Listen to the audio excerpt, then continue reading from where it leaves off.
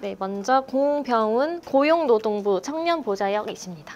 まず、고병훈 고용노동부 세뇌호사역です。 네, 그리고 박하밋 국토교통부 청년보좌역님이십니다. 次、박한미 국토交通部 세뇌호사역です。 네, 그리고 김윤희 서울청년정책네트워크 위원이십니다. 김윤희 서울청년政策네트워크의 운営員。 네, 이제부터 한국의 청년 정책이 어떻게 운영되고 있는지, 그 속에서 이 세 분의 역할이 어떻게 되고 있는지 살펴보도록 하겠습니다. 각자 자기소개와 부처 소개를 부탁드리겠습니다. 안녕하세요. 저 고용노동부에서 근무하고 있는 공병훈이라고 합니다. 저는 올해 2월부터 업무를 시작했고 세종청사에서 현재 근무하고 있습니다. 이렇게 청년재단에서 이렇게 좋은 기회 주셔서 감사하게 생각하고, 그리고 이제 교토 대학생분들하고 정책을 주제로 이야기할 수 있어서 영광스럽게 생각합니다. 고용노동부는 고용, 노동, 산업안전 이렇게 세 가지로 나눌 수 있습니다. 일자리를 마련하는 정책을 만들고, 그리고 이제 근로자와 기업이 좋은 환경에서 근무할 수 있게 돕고, 마지막으로 산업재해 예방에 힘쓰는 기관이라고 말할 수 있을 것 같습니다. 네, 안녕하세요. 국토교통부 청년보좌역 박하밋입니다. 오늘 이 자리에 와서 만나게 돼서 너무나도 반갑고요. 좀 짧지만 그래도 이렇게 할 수 있는 거에 너무 감사드리고 좋은 시간 됐으면 좋겠습니다. 저희 국토부에 대해서 소개를 드리자면, 국토부는 국토랑 교통의 정책에 대해서 관장하는 부처입니다. 한국에서는 해양 업무라든지 환경 업무라든지 대기 업무는 이제 다른 부처에서 관장을 하고, 저희는 국토랑 교통만 담당한다라고 생각하시면 될 것 같습니다. 네, 안녕하세요. 저는 서울청년정책네트워크 사회안전망 분과의 김윤희라고 합니다. 제가 방금 사회안전망 분과라고 소개를 해드렸는데요. 서울청년정책네트워크에는 사회안전망, 주거, 일자리 창업, 문화, 기후환경 등 청년들이 관심을 갖고 있는 분야의 5가지 분과로 이루어져 있습니다. 그러면 보좌역님과 위원님께서 정확히 어떤 일을 하시는지 궁금합니다. 우선 청년보좌역은 매니저님께서 얘기해 주신 것처럼 이제 장관에게 직접 청년의 요구를 전달하는 역할을 합니다. 또 정책 결정 과정에도 참여를 합니다. 또 보좌역을 중심으로 2030 자문단이라고 있는데, 이 친구들과 같이 청년들의 생각을 수렴하고 정책에 반영하고 있습니다. 그런데 이제 청년 정책뿐만 아니라 모든 정책에 청년의 시각을 반영한다라는 차원에서 보좌 업무를 하고 있다고 생각하시면 될 것 같습니다. 즉, 청년 보좌역은 청년층의 목소리를 정책에 반영하기 위해서 만들어진 정책이라고 생각하시면 될 것 같습니다. 서울 청년 정책 네트워크는 지난 2013년 만들어진 이후에 계속해서 서울시의 문제를 해결하기 위해 노력하고 있습니다. 올해는 500명의 청년이 함께 하고 있는데, 아마 여러분이 생각한 것보다 규모가 크지 않을까 싶습니다. 이처럼 다양한 청년들이 다양한 서울시의 문제를 해결하고 있다라고 생각해 주시면 좋을 것 같습니다. 그렇다면 부처 업무와 위원님, 보좌역님의 업무가 어떻게 연결되는지 궁금합니다. 이제 장관님과 실국장님 회의에 직접 참여해서 정책에 대한 목소리를 전달드리고 있습니다. 그리고 이제 장관님이 청년 관련된 행사에도 직접 같이 동행하고 있습니다. 고용노동부의 2030 자문단은 총 4개 분과로 나누어져 있습니다. 고용, 노동, 산업안전, 조직문화입니다. 이 분과별로 신규 정책 과제들을, 이 과정에는 정책 모니터링, 청년 여론 수렴, 정책 참고사항 발굴 등이 있습니다. 이러한 활동들을 1년 동안 진행을 하면서 정책을 고도화시키는 역할을 합니다. 그래서 마지막으로 연말에 이러한 내용들을 정책 제안서로 전달을 합니다. 네, 저희는 중복되는 내용을 제외하고만 말씀을 드리면요. 일단은 청년의 소통 창구 역할을 담당하고 있고요. 그리고 청년 관련된 프로젝트나 기획을 하고 있고요. 아까 말씀 주셨듯 정책 검토라든지 개선 방안에 대해서 제안하는 역할을 하고 있습니다. 2030 자문단에 대해서 계속 말씀을 드리는데 국토부에도 동일하게 있고요. 그리고 자꾸 말씀을 드리는 거는 저희가 단장의 역할을 하고 있습니다. 그렇게 해서 청년의 목소리가 필요한 곳에 제가 대신 전달하는 역할 하고 있다고 생각하시면 될 것 같습니다. 서울 청년 정책 네트워크는 크게 분과 말고 또 역할로는 3가지로 구분할 수 있는데요. 먼저 서울시 청년을 제안하는 제안팀, 이 제안한 내용 그리고 활동을 홍보하는 홍보팀, 기존에 이미 있던 서울 청년 정책을 모니터링하는 키움단.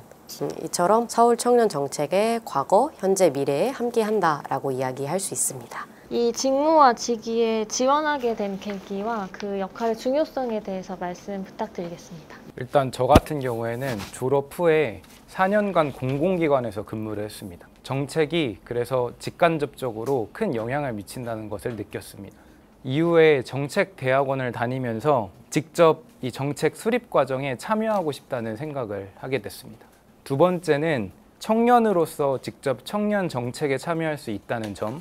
저는 오랜 취업 준비 기간과 그리고 이제 다양한 노동 환경, 예를 들면 중소기업, 대기업, 공공기관, 공무원 등을 모두 경험하였습니다. 요즘 이제 조직 내 문화 갈등, 그리고 쉬었음 청년 문제가 많이 늘어나고 있습니다. 이런 점이 저와 맞다고 생각을 해서 고용노동부에 지원을 하게 됐습니다. 청년보좌역의 역할은 청년과 정부 사이에서 입장 차이를 중간에서 소통하는 역할을 합니다. 청년보좌역 제도는 2년 차이기 때문에 아직 뚜렷하지는 않습니다. 제도의 입지를 굳히고 구조적인 기반을 마련해서 정책의 지속 가능성을 높이고 싶습니다. 네, 저는 이제 청년들이 이제 앞으로 국가에 중추적인 역할을 해야 하는데 거기에 이제 청년들이 계속해서 목소리를 내야 된다라고 생각을 하고 있었습니다. 이제 한국의 청년 문제 중에 좀 많이 이슈가 되는 뭐 주거 문제라든지 결혼 문제, 출산 문제 같은 것들을 우리 청년이 스스로 정책에 참여해서 해결하면 어떨까라는 생각에서 지원하게 되었습니다. 중앙부처에서 일하는 경험도 흔치는 않지만 더욱이 공무원 신분이라 부처에 잘 융화돼야 된다는 점이 있어서 늘 어려운데 그럼에도 불구하고 개선해야 될 점들은 개선을 계속해서 해나가야 되기 때문에 그 간극에서 열심히 일하려고 하고 있습니다.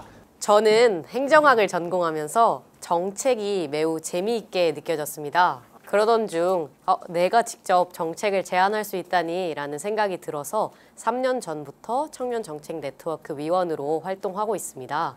실제로 정책을 제안하다 보니 어떤 좋은 정책이라고 하는 것은 정책 대상자에게 내가 직접 관심을 갖고 그들의 이야기에 귀 기울일 때 나온다는 것을 몸소 경험하고 있습니다. 이 과정에서 여러 명이 함께 정책을 제안하는 것의 가치를 느끼곤 합니다. 그 과정에서 서로 울기도 웃기도 하는 것 같아요. 그래서 그 위원님과 보좌역님의 그 어떤 목표를 알고 싶은데요. 저는 지역 청년들의 일자리 보완 사항을 발굴하고 싶습니다. 전 세계적으로 이제 수도권 집중에 따른 지방 소멸 이슈가 많이 부각되고 있습니다. 한국은 가장 이 문제가 심각한 나라 중에 한 나라입니다. 지방 소멸과 청년 일자리는 불가분의 관계라고 말하고 싶습니다. 지방에 있는 청년들은 좋은 일자리 얻기 위해서 서울로 올라옵니다. 서울의 물가와 주거 비용이 매우 비쌉니다. 이것 때문에 이제 결혼과 출산을 미루게 됩니다. 저는 서울 사람이 아니라 지방 출신 청년입니다. 그래서 이 서울과 지방 간의 고용 서비스의 차이를 많이 느꼈습니다. 그래서 지방 청년들도 양질의 일자리를 갖고 그리고 수도권 청년들처럼 균등한 기회를 갖게 하고 싶습니다. 저는 이 일을 하기 전에 정책이 되게 우리랑 동떨어져 있다고 생각을 했습니다. 근데 이제 막상 일을 하고 보니까 생각보다는 많은 정책이 있었고 오히려 만들어진 정책이 실제 우리한테 닿지를 않아서 우리 수혜를 못 받는 경우가 많다라고 느꼈습니다. 물론 제가 국토교통부이기 때문에 가장 관심을 갖는 게 주거이기는 한데요. 주거 문제뿐만 아니라 모든 정책에 있어서 우리 정책과 실생활 간의 간극을 좀 좁혀주는 역할을 하고 싶다. 그걸 제 목표로 지금 삼고 있습니다. 그러기 위해서는 열심히 홍보도 해야 되고 뭐 강연도 해야 되고 이렇게 또 콘서트 같은 형태들을 통해서 열심히 하고 있는데요. 얼마나 그게 많이 효과가 있을지는 잘 모르겠지만 앞으로도 뭐 더 열심히 하려고 하고 있습니다. 네. 활동을 하다 보면 결국 남는 것은 사람이다라는 이야기를 종종 듣습니다. 사실 제안한 정책이 잘 채택이 되지 않을 수도 있고 우리가 열심히 홍보하였는데 그 홍보가 다른 사람들 귀에 닿지 않을 수도 있는데요. 그렇지만 우리가 함께 고민하고 어떻게 하면 더 좋은 정책이 될까라고 이야기했던 시간 자체가 사라지지는 않습니다. 앞으로도 각자가 갖고 있는 고민들 그리고 그것을 어떻게 하면 정책으로 풀어나갈 수 있을지 잘 공감하는 사람으로 성장하고 싶다라는 생각을 하곤 합니다. 그것이 우리가 서울 청년 정책 네트워크로 이름이 마무리되는 이유이지 않을까라고 생각합니다. 세 분은 이러한 목표를 가지고 업무를 하실 때 어떤 부분을 가장 중점으로 두는지 궁금합니다. 일단 저는 실제 정책에 반영될 수 있는 제안을 하고 싶습니다. 2030 자문단이 22년 11월에 활동을 시작했습니다. 그리고 올해 말 정책 제안서를 제안할 예정입니다. 정책의 목소리를 반영하는 것이 쉽지 않은 기회라는 걸 알고 있습니다. 그래서 저는 2030 자문단을 효과적으로 운영해 보고 싶습니다. 저는 이제 일할 때 가장 중점적으로 보는 세 가지가 있는데요. 하나는 청년들에게 실질적으로 도움이 되는지, 그리고 정책 사각지대는 없는지, 정책 타겟이 명확한지.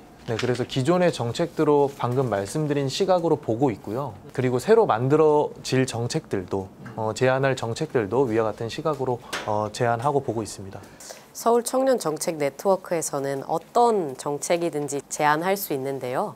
다만 조건이 딱 한 가지 있습니다. 바로 3명이 모일 때 한 가지의 정책을 제안할 수 있다는 건데요. 이는 하나의 정책을 민주적으로 제안하도록 하는 도구임과 동시에 내 정책이 무조건 옳다라고 생각하는 것이 아니라 다양한 시각으로 우리의 의견을 다듬는 데 큰 도움이 됩니다.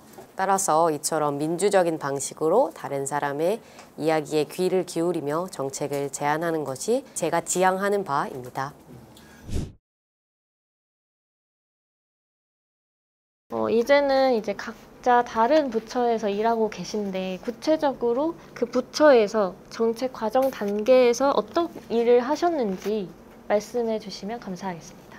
고용노동부는 기존 정책들에 있어서 지역 청년들이 정책적으로 체감하지 못하는 문제점들이 조금 있었습니다.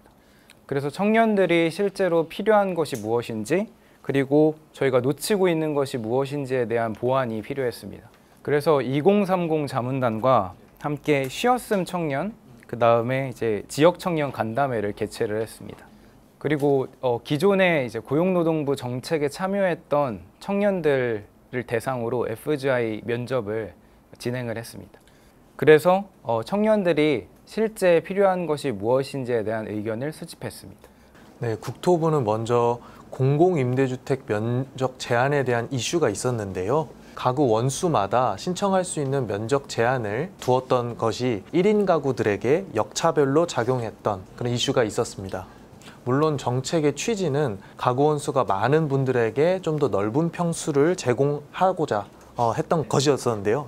어쨌든 그 문제가 발생한 다음에 저희가 2030 자문단과 그리고 정부 우리 부서와 함께 실무 간담회를 열어서 1인 가구에 대한 입장을 대변을 하였고, 그리고 근본적으로 이 좁은 면적 자체가 문제가 아닐까라는 의견도 제시하였습니다. 그리고 이제 저희가 한국토지주택공사, 한국토지보증공사 여기서 이제 앱을 저희가 운영을 하고 있는데, 이 앱은 뭐 이렇게 주거 정책이라든지 전세 사기에 관련돼서 내용을 알려주는 앱입니다. 계속해서 저희가 그 앱을 모니터링을 하고 앱 개선점을 계속해서 제안을 하고 있습니다.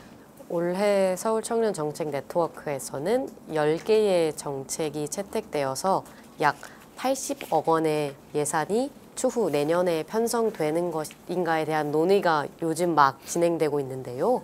그중 제가 속한 팀이 제안하였던 정책을 소개해드림으로써 그 과정을 설명드리고자 합니다. 저희 팀은 주로 부모님 또 조부모님 등과 같이 가족을 돌보는데 거의 많은 시간을 할애하는 가족 돌봄 청년과 관련한 정책을 제안하였는데요. 저희는 어떻게 하면 이 영케어러에게 필요한 정책을 제안할 수 있을까라고 고민하다가 결국 이들도 청년이고 이들에게도 일자리가 필요하다라는 결론에 다다랐습니다. 그래서 기존에 서울시에서 운영하던 인턴 제도가 대학생만을 뽑는다는 것에 있어서 영케어러는 자신의 상황상 대학 재학이 어렵다는 점에 주목하여 기존 서울시 청년 인턴 제도에 가족 돌봄 청년을 더 뽑을 수 있도록 하는 방향성으로 제안을 하였습니다.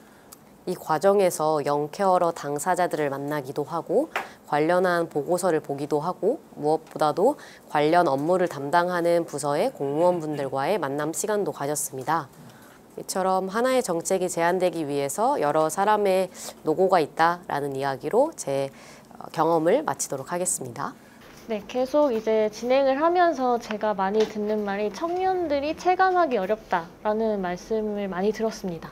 그래서 그런 부분을 해결하기 위해서 많은 노력을 하고 계신 것 같은데 지금 말씀하신 역할들을 수행한 후에 청년 정책이나 다양한 정책에 변화된 것이 체감하시는지 그 실효성을 여쭙고 싶습니다. 대한민국에서 일을 하지 않고 구직 의사가 없고 이렇게 쉬는 청년들은 어떤 청년들일 것 같은지 여쭤보고 싶습니다. 저 역시 대부분의 사람들은 사회생활을 경험해보지 않은 친구들이 그렇게 쉰다고 생각을 하고 있습니다. 근데 2030 자문단하고 간담회, 그 다음에 FGI를 통해서 새로운 사실을 알게 됐습니다. 결과를 보니 이제 첫 직장에서 일을 하고 그 직장에서 상처를 받고 퇴사한 친구들이 실제로 구직 단념으로 많이 들어가는 것을 알게 되었습니다. 그래서 이러한 점을 보완하기 위해서 새로운 정책을 제안을 했습니다. 첫 번째는 잠재 니트 청년들을 미리 사전에 발굴하는 것입니다. 두 번째는 이제 중소기업 CEO들에게 청년의 문화에 대해서 교육을 사전에 하는 것입니다. 마지막으로 세 번째는 처음 직장 생활을 한 청년들에게 온보딩 프로그램, 이제 적응을 잘하기 쉽게 이제 교육 프로그램을 제공하는 것입니다. 그래서 작년에 제안한 정책을 올해 44개의 도시에서 현재 진행을 하고 있습니다. 저번 달에 이제 현장 모니터링을 직접 다녀왔습니다.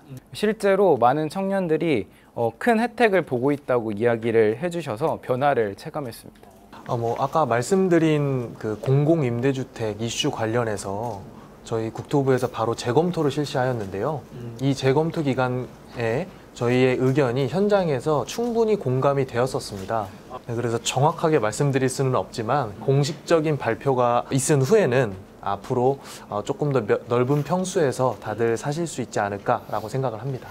그리고 아까 말씀드린 전세 사기 앱이나 마이홈 앱 같은 경우에는 계속해서 저희가 모니터링을 하고 있기 때문에 처음에 만들어졌던 것보다 지금이 누가 봐도 좀 깔끔해졌다라는 평을 받고 있고요. 제가 봐도 그렇습니다.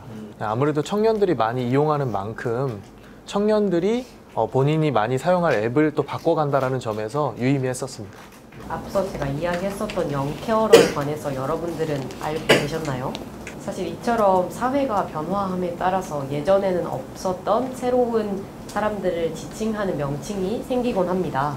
사실 저희 팀은 영케어러와 관련한 정책을 작년에도 제안을 했었는데요. 작년에 제안했을 때는 그 필요성은 잘 알겠지만 아직 이 서울시에서 가족 돌봄 청년 영케어를 어떻게 묶어야 하는지 합의가 되지 않아서 정책으로 채택하긴 어렵다라는 이야기를 들었었습니다. 그러나 작년 말에 영케어러 전담 기관이 서울시에서 생겼고 그것이 올해 정책이 채택되는 데 긍정적으로 영향을 미쳤다라고 저희는 생각하는데요. 이처럼 과거에 사각지대에 있던 청년들이 점점 주목받는 데 있어서 저희가 조금은 기여를 하지 않는가라는 생각에 또 감사함과 뿌듯함을 느끼곤 합니다. 짧게는 몇 달, 길게는 3년 정도 일을 하셨는데 가장 기억에 남는 활동이나 경험이 있으실까요? 여기 있는 보좌역이랑 다른 부처 보좌역들이랑 지자체를 순회하면서 청년 간담회에 참여한 것이 기억에 남습니다. 전국에 있는 시도지사님들 만나고 그 지역에 있는 청년들하고 만나서 이제 소통하는 시간을 가졌습니다. 그렇게 들은 내용들을 이제 모아서 중앙부처에 전달하였습니다. 그렇게 해서 이제 28개의 과제들을 이제 모았는데요. 그래서 이제 다른 부처 보좌역들과 함께 이제 이러한 내용들을 이제 정책화하기 위해서 노력한 것이 가장 기억에 남습니다. 저는 이제 일반 청년들을 대상으로 하는 주거정책 강연을 했었는데요.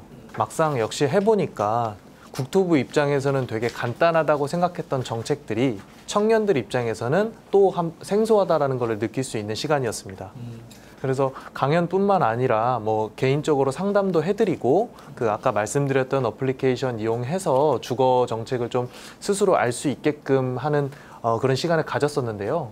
역시나 직접 해봐야 다들 좋아하셨습니다. 그래서 이제 앞으로도 또 일반 청년들뿐만 아니라 군인들이라든지 아니면 신혼부부라든지 다양한 분들에게 저희가 강연을 할 예정인데 혹시 좋은 아이디어가 있으면은 오늘 이 시간 끝나고 좀 알려주시면은 잘 참고하도록 하겠습니다. 저는 작년에 전국의 청년 정책 네트워크에서 활동하는 청년들과의 만남 자리가 기억에 남습니다.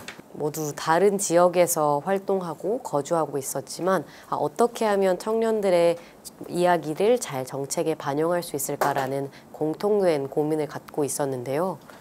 그 과정에서 내가 혼자가 아니구나 이런 생각을 했었습니다. 그래서인지 오늘의 만남도 의미 있는 자리로 기억이 됐으면 하는 바람이 있습니다. 네, 이제는 좀 더 거시적인 관점에서 한국과 일본의 청년 정책에 대해서 한번 여쭤보고자 합니다. 한국의 청년 정책의 특징을 어떻게 생각하시는지, 장점과 한계점 이런 것들에 대해서 어떻게 생각하시는지 궁금합니다. 일단은 청년들이 참여할 수 있다라는 기회가 많이 주어지고 있다라는 거에 큰 좀 장점이 있는 것 같고요. 또 특징은 중앙정부뿐만 아니라 지방자치단체가 함께 참여해서 이걸 디테일을 조금 더 만들어 간다는 점에 또 있을 것 같고요. 다만 이제 정부가 좀 바뀜에 따라서 정책의 일관성이 좀 부족할 수 있기 때문에 이게 조금 아쉬움으로 작용할 수는 있을 것 같은데, 그래서 이제 앞으로 정권이 뭐 바뀌든 정부가 바뀌든 그런 거랑 상관없이 청년 정책은 좀 일관성 있게 지속성을 가지고 갔으면 좋겠다는 바람이 있습니다. 네. 그 위원님과 보좌형님이 생각하는 대한민국의 가장 시급한 청년 문제는 어떤 것이라고 생각하시나요? 저는 고용노동부라서 이제 근로시간하고 임금체계 개편이 제일 중요하다고 생각을 합니다. 이제 쉽게 얘기하면은 이제 지금은 같은 곳으로 그리고 같은 시간에 출퇴근을 해야 합니다. 하지만 이제 이러한 경계가 무너지고 있기 때문에 기업과 근로자가 서로 합의해서 원하는 시간에 원하는 만큼 일할 수 있는 환경으로 바뀌는 것이 중요하다고 생각합니다. 두 번째는 이제 지금은 장기 근속을 기반으로 하는 이제 연공급이 있습니다. 이러한 체계를 이제 직무나 성과를 기반으로 이제 개편하는 이러한 제도가 정착되어야 된다고 생각합니다. 이것이 청년이 생각하는 공정이라고 생각합니다. 위원님과 보좌형님이 생각하시는 일본의 그런 청년 정책 또는 청년 문제는 어떤 것이라고 생각하시나요? 일단 한국과 일본 청년 모두 비슷하다고 생각합니다. 미래에 대한 희망을 좀 많이 잃어버리고 있는 것 같습니다. 한국과 일본의 청년들 모두 행복해하는 비율이 점점 낮아지고 있습니다. 이러한 것들은 우리 청년들이 직접 목소리를 내야지 바뀔 수 있다고 생각을 합니다. 보통 이제 한국이 일본의 이런 정치적 시스템을 많이 따라간다고 합니다.